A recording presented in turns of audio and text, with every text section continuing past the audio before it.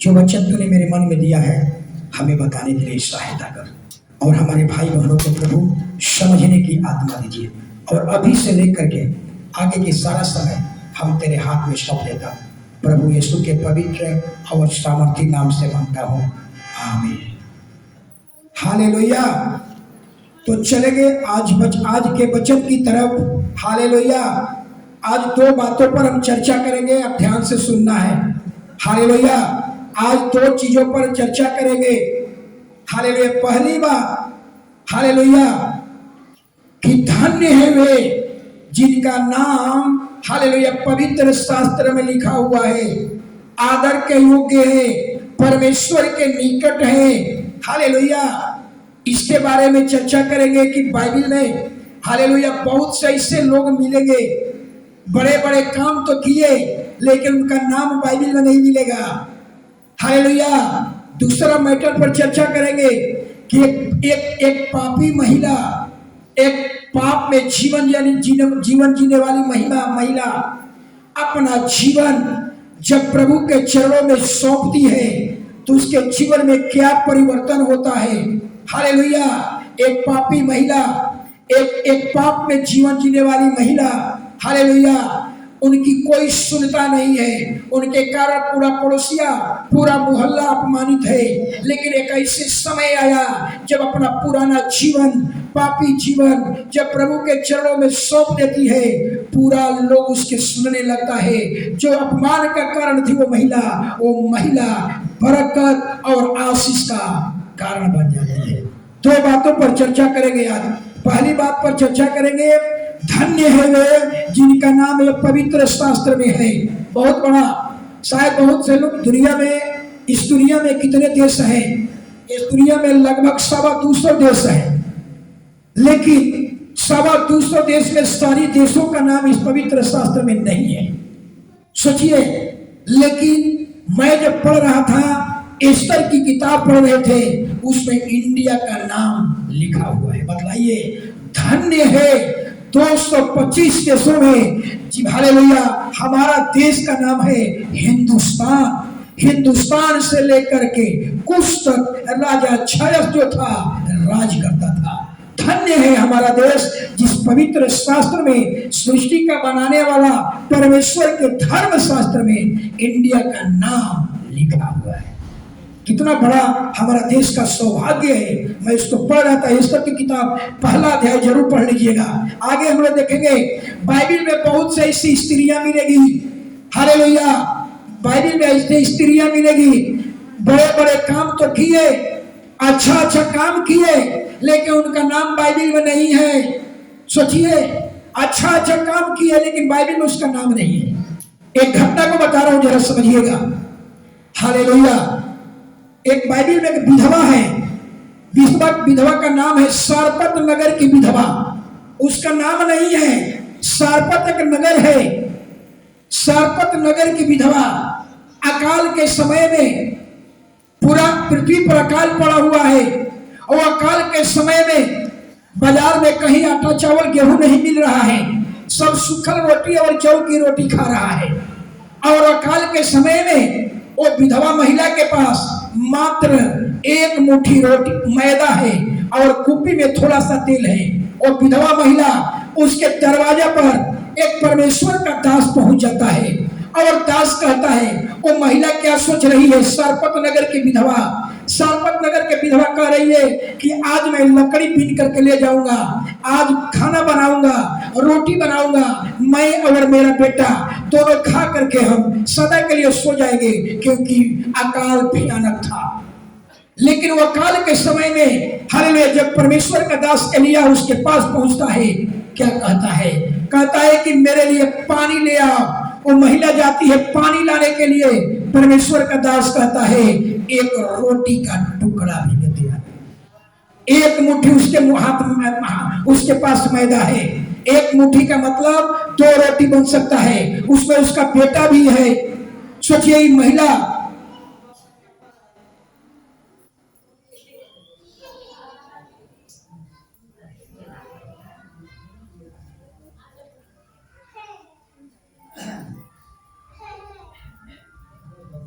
Hallelujah. आप ही लोग बोलिए हम सुनेंगे। बताइए हालेलुया। और विधवा महिला, एक विधवा महिला इतना बड़ा काम परमेश्वर के दास के लिए खाना की व्यवस्था कर रही है, सोचिए।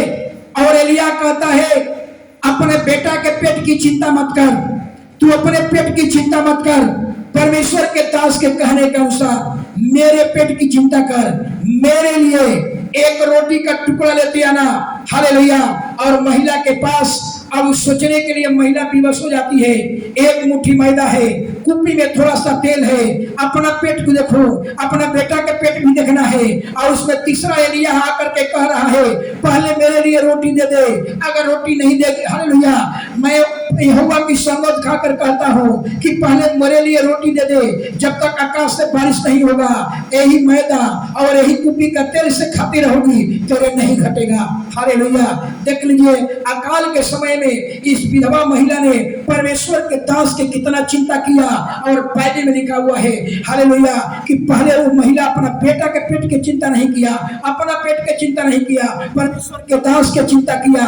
और बाइबल में लिखा हुआ है 3.5 बरस तक एक मुट्ठी मैदा और कुप्पी का तेल, 3.5 बरस तक, यानी जब तक आकाश से बारिश नहीं हुआ तब तक वह मुट्ठी भर मैदा और कुप्पी भर तेल से वो महिला खा रही है। लेकिन इस महिला का नाम इतना अच्छा काम किया, इतना बड़ा काम किया, परमेश्वर अकाल के समय में परमेश्वर के दास का व्यवस्था किया।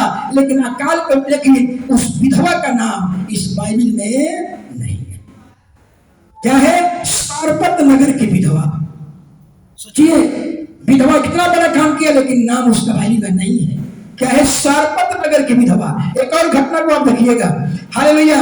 एक बाइबल में एक और महिला है जिसका नाम है सुनेमवासी। हालेलुया। एलीशा एक परमेश्वर का सेवक है और सुनेम एक नगर है और नगर के नाम पर महिला का नाम पड़ा है सुनेमी वासी।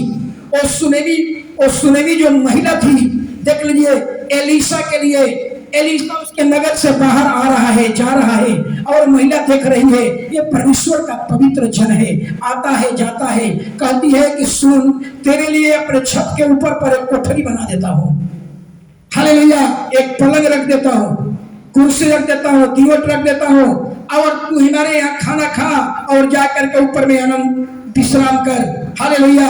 ये महिला भी सुनेमी वासी कितना परमेश्वर के दास के लिए सोचती है, कितना परमेश्वर के दास की चिंता करती है, परमेश्वर के लोगों को चिंता करती है, इतना अच्छा अच्छा काम कर रही है। लेकिन उस महिला का नाम भी बाइबल में नहीं है, केवल सुनेमवासी।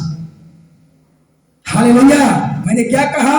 हालेलुया। धन्य है जिसका नाम इस पवित्र शास्त्र में है। एक और महिला, एक और वचन में पढ़िएगा, लाजर, निर्धन लाजर, एक गरीब व्यक्ति, एक कंगाल व्यक्ति, एक दरिद्र व्यक्ति का नाम है, लेकिन उसके साथ एक धनवान व्यक्ति है, लेकिन उसका नाम बाइबल में नहीं है। बार बार धनवान का नाम आया, लेकिन बाइबल में उस धनवान का नाम नहीं है।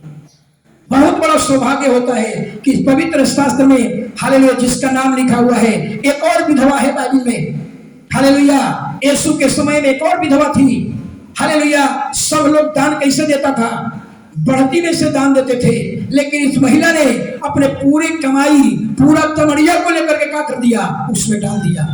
लेकिन उस विधवा का भी नाम बाइबल में नहीं है। खलता लिखा गया है विधवा ने अपनी पूरी तमड़ी को क्या किया? उसने डाल दिया।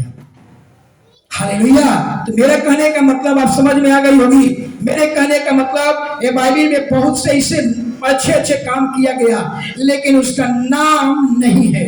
बाइबल में ऐसे बहुत से लोग हैं, बड़े काम तो किए लेकिन उसकी नाम की चर्चा नहीं है। हालेलुया। लेकिन बाइबल कहती है धन्य है वे जिनका नाम इस पवित्र शास्त्र में लिया गया हो।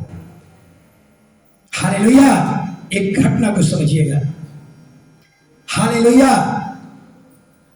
जब आप किताब मत निकालिएगा, किताब निकालने से हम पूरा बता नहीं पाते हैं। यीशु मसीह के पास एक फरीसी, सारे फरीसी खराब नहीं होते थे, सारे लोग खराब नहीं होते थे, लेकिन यीशु मसीह ने फरीसियों की तो फटकार लगा दिया, डांट हाथ लगा दिया, उनके अंदर की गंदगी को बाहर दिखा दिया, यहाँ तक कह दिया यीशु मसीह तुम कपटी हो, तुम पखंडी हो, तुम धार्मिक तुम अंधे अगुआ हो। यीशु ने इतनी फटकार लगाई, लेकिन उसमें एक यहूदी था, फरीसी था, जिसका नाम था निकोदेमुस। हालेलुया। बाइबल कहती है निकोदेमुस जो था फरीसी था, वो यहूदी था, लेकिन उच्च क्वालिटी का, उच्च कोटि का वो यहूदी फरीसी था, उच्च कोटि का। सोचिए, माने ऐसा क्वालिटी था उसके अंदर कि अगर रास्ता में जा रहा है, अगर कोई महिला आ रही है, उसका जब बैकग्राउंड पढ़िएगा ना, जब रास्ता में कोई आ रहा है और कोई नारी आ रही है, तो अपने आंख को बंद कर लेता था। इतना उस उच्च कोटि का कि हम आंख से देखेंगे तो मेरे मन में पाप आ जाएगा, ऐसा क्वालिटी का व्यक्ति था। अगर कोई अचानक आ जाए, आंख मुंह फेर लेना, जब वो क्रॉस कर जाएगी तब वो रास्ते में चलना। इतना उत्तम क्वालिटी का, उच्च कोटि का, हालेलुया, उसको कहेंगे ज्ञानवान, ज्ञानवान, उच्च कोटि का, बुद्धिमान फरीसी था। हालेलुया। और यहाँ पर हम ये देखते हैं, हालेलुया, कि यहूदी, हालेलुया, पूरा दुनिया में अगर आपसे पूछा जाए कि पूरा दुनिया का सबसे श्रेष्ठ जाति कौन है, सबसे ऊंचा जाति कौन है, ये इंडिया की बात मत कीजिए, आप गूगल पर सर्च कीजिए दुनिया का सबसे श्रेष्ठ जाति कौन है, उसमें आएगा यहूदी जाति। यहूदी, इजरायली, दुनिया का सबसे श्रेष्ठ जाति। हालेलुया। यीशु कहां, किस कुल में आया? यहूदी जाति में। दाऊद किस जाति में आया? यहूदी जाति में। सोचिए, दुनिया श्रेष्ठ जाति कौन? यहां है, जिससे मोहब्बत हम लोग करते हैं, ये दुनिया का श्रेष्ठ जाति। हालेलुया। इतना ही नहीं, हालेलुया, निकोदेमुस, जरा समझिएगा, निकोदेमुस, हालेलुया, यीशु मसीह से मिलने के लिए रात में आता है। हालेलुया। रात में एक धर्मी व्यक्ति, एक ज्ञानवान व्यक्ति, एक उच्च कोटि का व्यक्ति यीशु मसीह से मिलने के लिए आता है। और जब हम 4 अध्याय में पढ़ते हैं तो एक अलग घटना दिखाई पड़ती है। जब हम 4 अध्याय में पढ़ते हैं तो एक पापी महिला जिसने 5 पति कर लिया हो, उस महिला से मिलने के लिए यीशु मसीह कुआं पर बैठकर इंतजार कर रहे हैं। बतलाइए। हालेलुया। यानी कहने का मतलब 3 अध्याय में एक फरीसी का कैरेक्टर दिखाई देता है। हालेलुया। 3 अध्याय में एक उच्च कोटि का व्यक्ति एक परमेश्वर से मिलने के लिए आता है, और जब हम 4 अध्याय में पढ़ते हैं तो एक पापी महिला, हालेलुया, के इंतजार में यीशु मसीह कुआं पर बैठकर मिलने के लिए इंतजार कर रहे हैं। हालेलुया। आज पापी से सारी दुनिया नफरत करती है। आज पापी अपराधी से लोग नफरत करते हैं, और हमारा प्रभु कहते हैं, मैं धर्मियों के लिए नहीं आया, मैं तो पापियों को बचाने के लिए आया। यही वचन पूरे धर्म शास्त्र पर सबसे श्रेष्ठ हो गया। सब लोगों ने हथियार लेकर आया, लोगों को नाश करने के लिए आया, हर एक भगवान अस्त्र शस्त्र लेकर आए, लेकिन यीशु ने कोई शस्त्र लेकर नहीं आया। यीशु 3 चीज लेकर आया, प्रेम, दया और क्षमा।